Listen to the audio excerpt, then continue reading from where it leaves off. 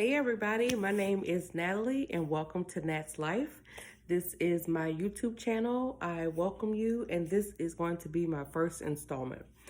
I want to talk to you about the new Tyler Perry movie, A Jazzman's Blues.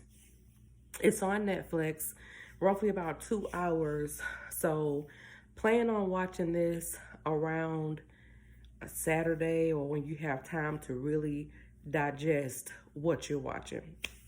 So I saw it on Netflix and I was like, okay, let me see what it is. I'm like, Lord, do not let this be another slave situation. Like, please, at this point in my life, I cannot stand to see another one of those type of shows. So I clicked on it. So the movie was set in Georgia, roughly around the 1947. Still, as you can tell, Jim Crow, that's the time it was in. So I'm like, okay.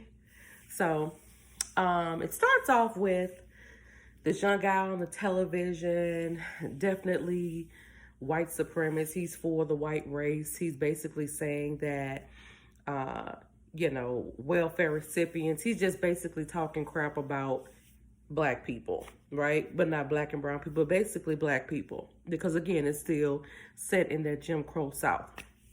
So he's on TV saying, blah, blah, blah, when I get in office, these things are going to change. This is not about to happen.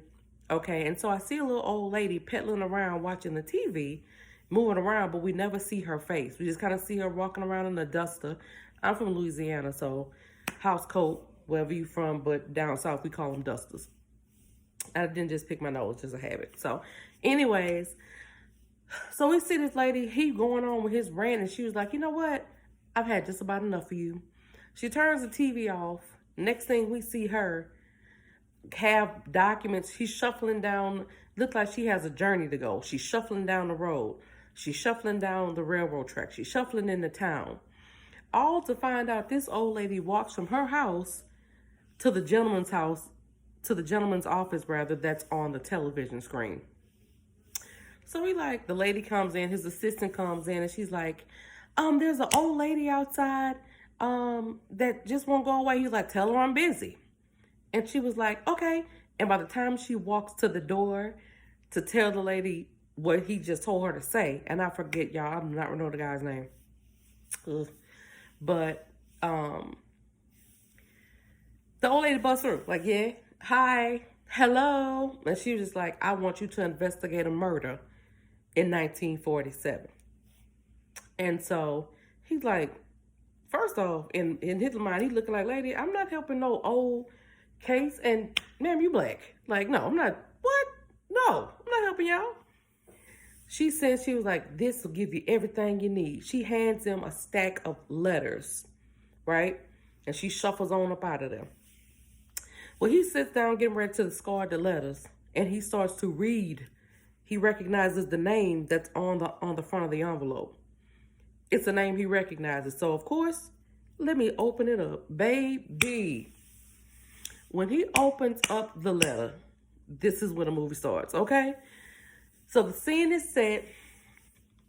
Like I said, the movie was in the South, old South, and they got Amira Vaughn. I think that's her name. Baby, I love Amira Vaughn. Honey, since Underground, sis. Okay? I've been a fan of yours. Seriously. So she had the slave girl, slave mama era. She has that era. She has that down packed. She can really bring those roles to life. She really knows how to connect and make you feel. So she was playing the role of the mama. Her name was Hattie Mae. I remember that. Her name was Hattie Mae. And y'all, some of my stuff, I'm sorry, I may not remember everybody's name. But I just want you guys to go watch this movie. So anyway, her name is Hattie Mae. And she has 2 sons. And she has a husband. I don't remember the husband's name. Okay? But the sons' names are Bayou and Willie Earl. Okay. Willie Earl is fair skinned. Bayou is more of a brown tone. A little bit, maybe 2 shades darker than me. So anyway, they outside having a good time. Daddy out there playing his instrument, and it's just everybody having a good time. Hattie Mae out there singing, entertaining the people. They just having a good old stomping good time. So then the daddy just calls Bayou, which is the younger boy, to come and play the saxophone. Well, of course, he gets there in front. Sounds horrible. He can't play. But the son, the oldest son, which is Willie Earl, plays it like a charm. And so the daddy starts his barrage of insults toward Bayou. Yeah, you can't play the woo, just saying all kind of negative stuff, but yet praising, yeah, my boy Willie Earl, he can do it all. Just being annoying. Just being, why are you like this? Like, what? So anyway, so as the movie goes on, I'm trying not to give a spoiler alert, y'all, but my review, like, it was, okay, I'm going to stay on task because it's still fresh. It's still fresh. It's a lot of emotions, but, okay. So when they were doing all their stuff, when Hattie Mae was out there entertaining everybody, singing, dancing, he done basically embarrassed Bayou. Bayou done walked off like, you know what? I'm out.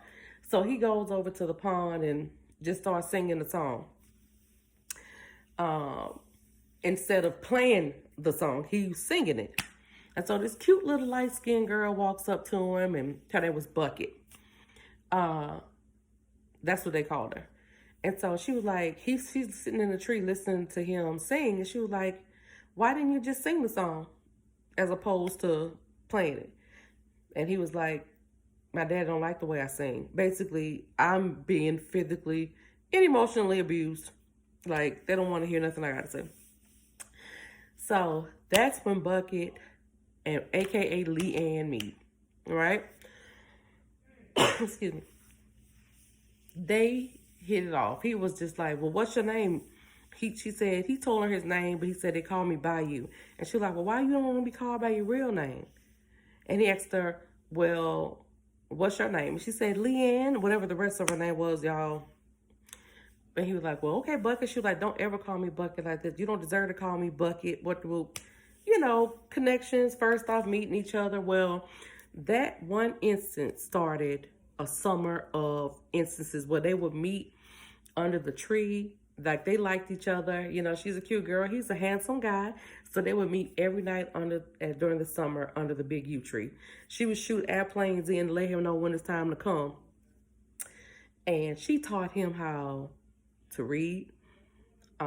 She taught him how to write. And over time, he was very young. He was very impressionable.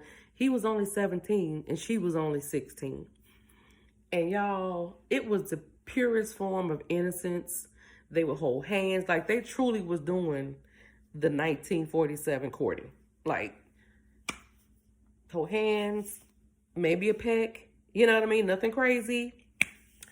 And so they met. They kept going. So they had a social coming that she stayed with her grandfather.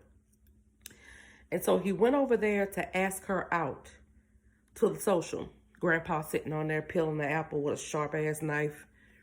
And he was like, hey, he's like, what you want around here, boy? And Leanne sees him coming. She's like, no. And he was like, my mama does laundry, sir, and she just wanted to know, let you know if you need some help.